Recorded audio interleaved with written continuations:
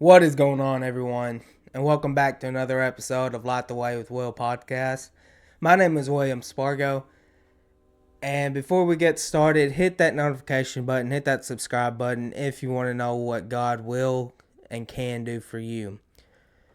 Now, last week I was meaning to do this episode, but I was gone out on a little trip. Um, But I miss this. This is what I love doing. I love coming on here every week and sharing the gospel. Uh, I know I do daily Bible verses every day, and those of y'all that see my videos, I love that. I love waking up and knowing that eventually during the day that I'm going to get to spread the word of God to each and every one of y'all. Um, and then every weekend, I get to do this. Last week I was kind of I was kind of sad because I didn't get to do this for y'all. Um, but I was out on a trip where I got to learn more about, where I was taught more about coaching. So, it was a win-win situation for me. Um, so with that being said, today I was wanting to come on here. Unfortunately, I didn't have a guest today. Next week I actually am going to have a guest, so tune in for that next week. Um, But today I was wanting to talk about something that's been on my mind really heavy nowadays, and that is the churches that is in today's world, especially here in the United States. And before I get started, I was wanting to read this verse. It's from Matthew chapter 16, verse 18. It says, I say also unto thee, that thou art Peter, and upon this rock I will build my church, and the gates of hell shall not prevail against it. Now, many believe this is where the church started, was from Peter. Peter went and built the Roman Catholic Church. This is where it started, and then it branched off from there. This is where we get the popes. This is where we get the Eastern Orthodox churches. This is where it started. But see, nowadays, especially in the past 5 to 6 years, churches have went down. I'm gonna say it, and I don't like saying it, but they've went downhill. Now, thankfully, here today, we are seeing so many revivals around the country and around the world that churches are finally becoming full again. But I remember when I was before I got saved and stuff, I remember seeing churches empty, churches shutting down because no one was going, churches losing members. And I'll get to this in a second, but churches losing members because of what they were preaching. Churches losing members because the preacher was saying what was actually in the Bible, and the members were leaving because they did not want to hear it. They did not want to hear it put that way. See, some of the members of the churches have more power than the preachers, so guess what? They get to just get rid of that preacher. And I don't believe that is right. See, preachers, that's their job. They actually study this stuff every day. Some of them even go to school for it. Actually, nowadays, I think you have to go to school for it, but they are taught this stuff. They learn from it every day. They work on this daily, weekly, monthly, yearly, everything to teach us. And before I get started about that other stuff, do I believe that we need church to learn about God? No. Do I think it's helpful? Absolutely. I used to be a big believer where I didn't need church. I was going to learn it on my own. But see, that was the thing. I was also living that life where I was trying to fix myself on my own. And then I'd also tell myself, oh, I don't need church. I'm going to just skip out on church. And I did this for 5 to 6 years, guys. I was going to skip out on church because I can learn about God on my own. I can fix these addictions on my own. I can do all this on my own. But where did that get me? That got me to the bottom of the pit. It was only through God that I got pulled back out, and He told me start attending church again. Guys, yes, you can be told by everyone that you do not need church in order to learn about God, but it helps. And I'm here to tell you it really does. So before I get into any of the other stuff, I'm here to tell you now, find that church that will love you no matter what, that will bring you in and teach you everything you need to know about God, that will be with you, be there to support you. No matter what your past life and struggles are, find that church, attend that church, become a part of that church, attend everything that church has to offer. Young adults crew, youth groups, everything, older adults group, you name it, attend it. Become a part of that family, and it will benefit you for the long run. I promise you that. So, I brought up something earlier about a couple years ago. It was actually a year before COVID started. I think is when all this. I'm calling it man-made religion. I know all the religions are man-made religions, but I'm calling these two man-made religions, and it's especially here in the United States, it's these religions that people want you to follow. It's these thoughts and stuff people want you to follow, and that's the LGBTQ plus community, the abortion community, all these communities here that they want you to follow, or you're not a justifiable person. And like I said before, I was not going to church around this time. This was during my life where I was, drinking every weekend. I was lonely. I was a lonely person.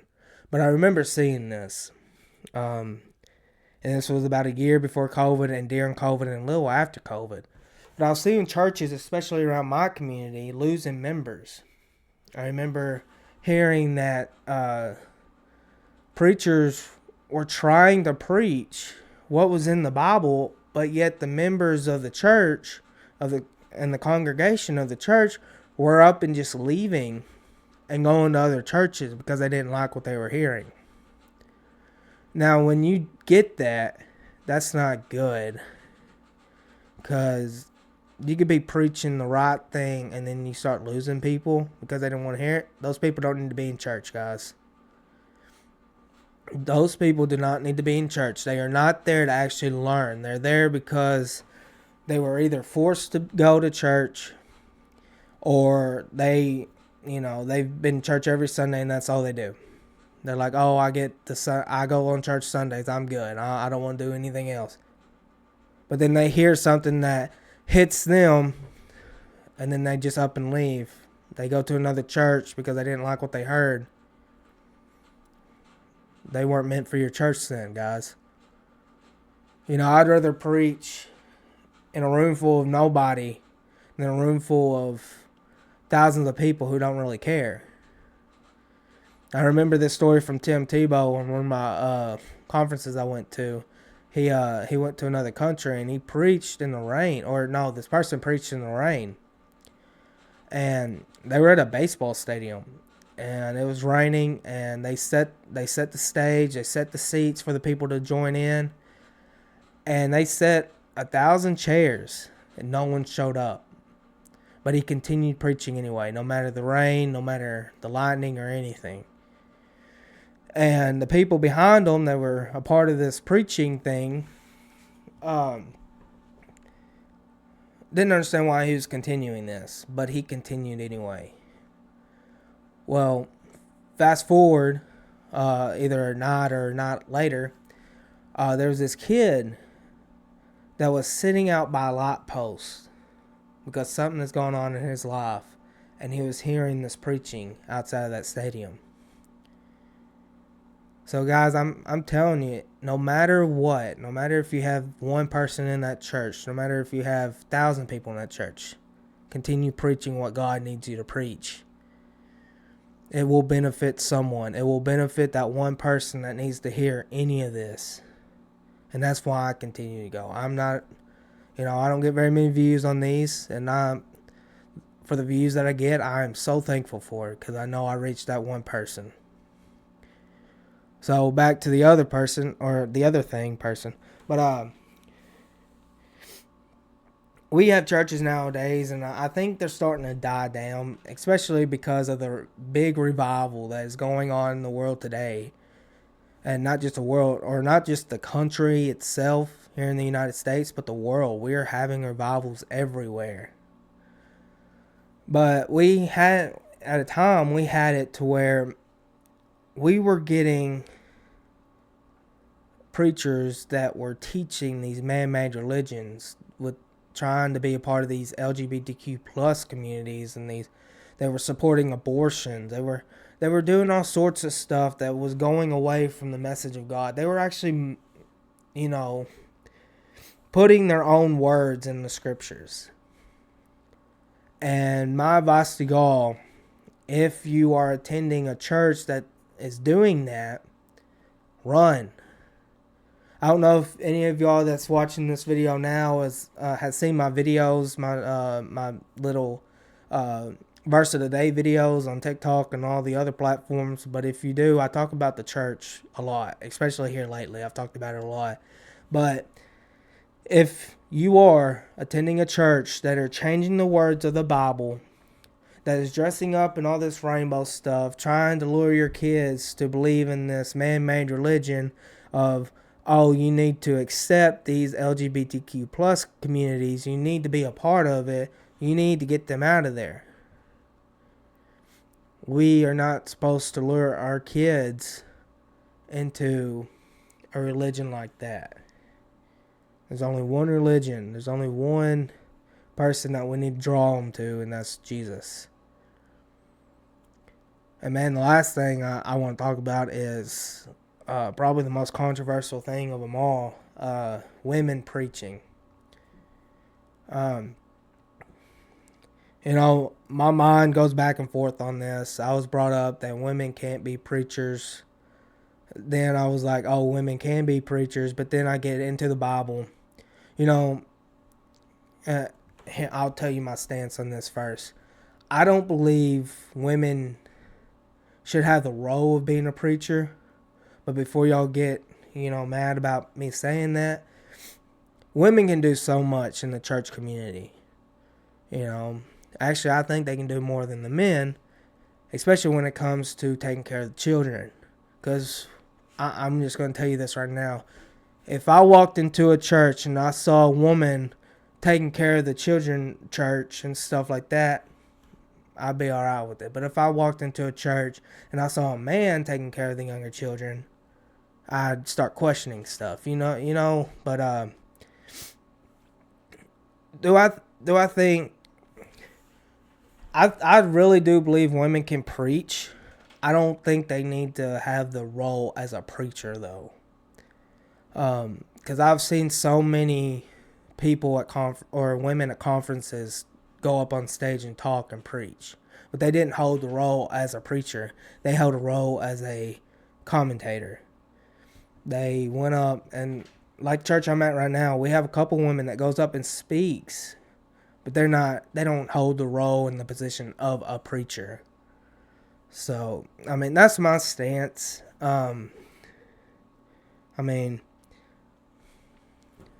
That's what I was brought up on. That's what I was read. I know a lot of these verses on these the women preachers are from the Old Testament. But some of the Old Testament laws we still need to follow. Even though Jesus came and died for our sins, we still need to follow those. Like the Ten Commandments and all those, we still need to follow them. And I'm a true believer in the Sabbath. I'm trying my best to follow it. That rule right there, I still kind of believe in it. I believe women have a role in the churches. I believe men have a role in churches, just like in society. Women have a role, men have a role. We can get in a whole debate, and but that's my opinion. I'm gonna hear other people's opinions. I've heard them my whole life, but that's my opinion on all that. But that's pretty much all I've had on church. I really truly believe if you are going to a church that are preaching these other man-made religions that they want you to follow and they are just pushing on you, every day, especially if you watch the news every day, you're going to see this stuff just hammered into us. How we must follow it to be a justifiable person in today's society. You need to get out. That preacher's not preaching to help you. That preacher's preaching to fill those seats with people who don't really truly believe in Jesus. Alright? But that's all I have for today. I know this wasn't a very long video, but I really wanted to talk about the churches of today and what you must look for and what you need to look for in a church. And I pray that all of y'all are attending church for all the right reasons. I pray that y'all are becoming a part of that church family, and I pray that if you do leave a church because of these reasons, I pray that y'all find the right ones that y'all can start taking y'all's family to and attending these church events and becoming a part of a church family and letting them love on you and, find one that you can just share your feelings with. That's the thing I love about my church. I feel like a big family in it. And I neglected that when I was younger. I wasn't really getting a part of all of it, or being a part of it all. And I'm so thankful that I'm a part of it now. That being said, I would like to pray us out, and I'll let y'all know about next week. But, dear God, thank you for this day. Thank you for waking us up today. Be with the people who is just going through tough times, Lord, and that are sick. I want to pray for the people that are in the middle of finding their churches that they need, Lord. Pray that they find one, they start attending one, they accept them, and they just start a big church family with them, Lord. To the people that are at church or attending church now, I pray that they're going for the right reasons, Lord. I pray that they're learning more and more about you, and that they just become a part of that church family, Lord. In Jesus' name I pray. Amen. So, guys, I'm so excited that I got to come back this week and do this again. I did miss it last week, but next week I will have a guest on, and I'm so excited because it's another one of my old friends. But yeah, tune in next week, and we'll get talking about what God has done in his life and getting to hear his testimony. Thank y'all.